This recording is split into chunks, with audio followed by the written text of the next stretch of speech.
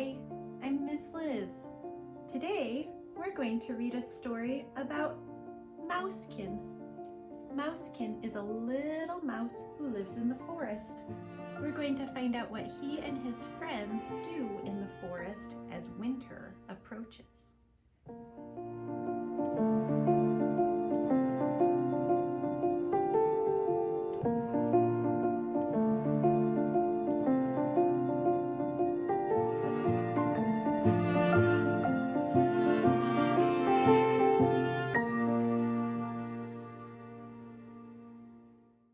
Mousekin's Thanksgiving, Story and Pictures by Edna Miller. Mousekin was hungry when he woke in the night. A cold November wind blew through the forest. It lifted and scattered the leafy roof that covered his home on the ground. Mousekin peered from his tiny lined nest to the bare swaying branches above. He looked for owls that hover on air or hawks that might have awakened, as he had, hungry in the night.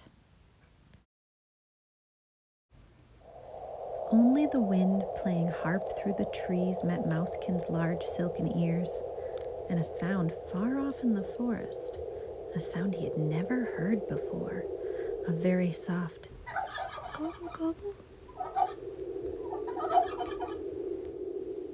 When Mousekin was certain all was still, he hopped from his nest on the ground. He ran to the foot of a hickory tree where a store of his food had been buried. Mousekin stopped in his tracks at the tree. He squeaked and squealed with anger. His store of nuts, seeds, and berries had been stolen. Every one. The ground around was stripped and torn down to the tangled roots of the tree. The little mouse trembled with rage and fear. No seed-eating creature he had known could dig so wide and deep a hole. Mousekin leaped for safety and raced to the top of the tree. He huddled there till daybreak. When he dared to peer about, he spied nut meats, seeds, and berries tucked into the tree's shaggy bark. Mousekin was very hungry now. He reached for one of the seeds. Before he could pry it loose, a woodpecker landed nearby.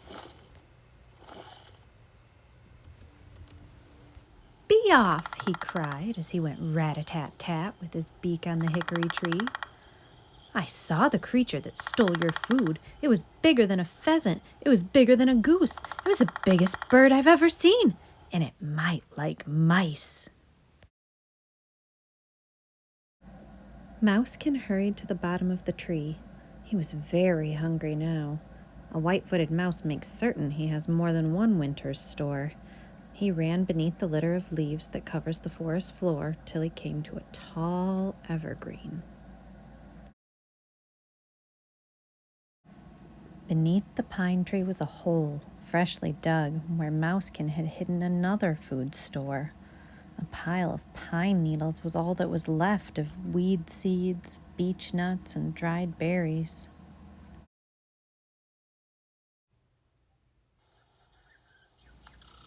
He heard the chatter of squirrels as they woke in the tree above. Mousekin knew squirrels ate nuts and seeds.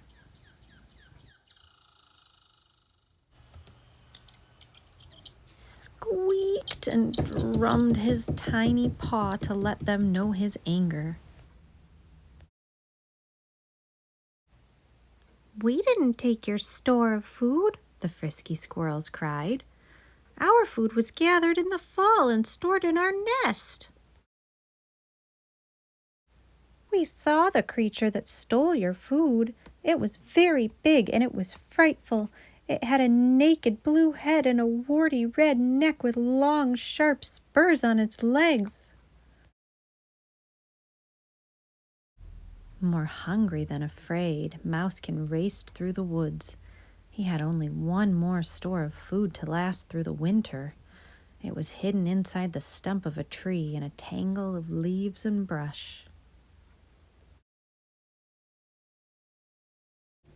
When Mousekin reached his buried treasure, he knew someone had been there before him.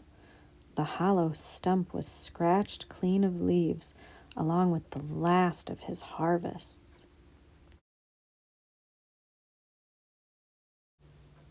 Mousekin spied a cottontail napping in the brush. Angrier than ever, he drummed his paw. The rabbit woke and thumped her foot in answer. I didn't steal your winter store, but I saw the one that did. It was big, it was ugly, and it made the strangest sound.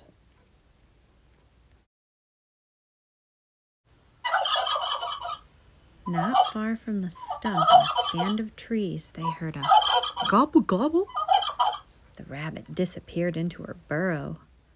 Mousekin stood frozen with fear.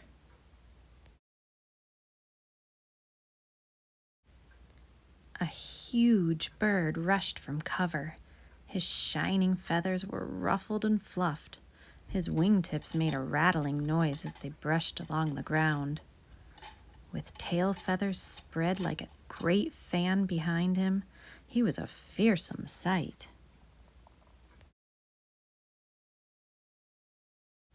The wild turkey rushed past Mousekin. He rushed at a swooping owl. The owl had spied Mousekin crouched in the clearing, but quickly changed its mind. It would never come that way again to hunt for white-footed mice.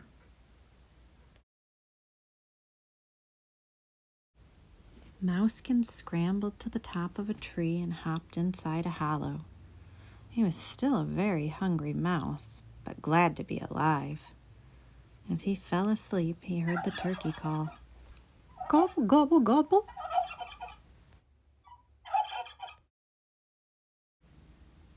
As Mousekin slept, the first snow of winter fell.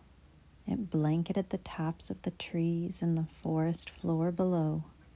It hid the food all creatures need to see a long, cold winter through.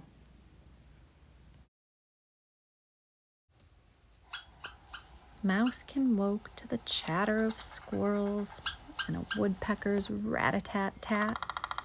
He heard chickadees calling, chickadee-dee-dee, and the turkey's gobble-gobble.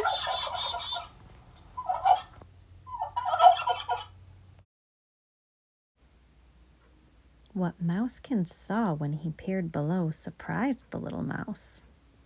There was a happy gathering of creatures and a feast spread out on the snow.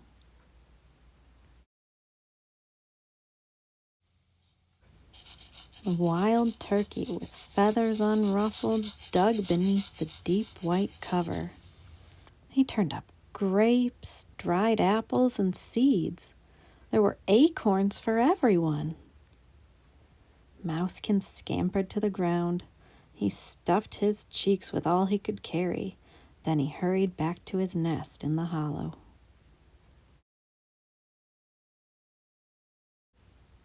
When evening came, Mousekin curled to sleep.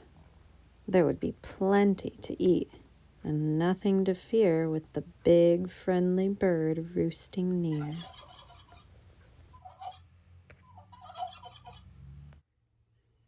The end.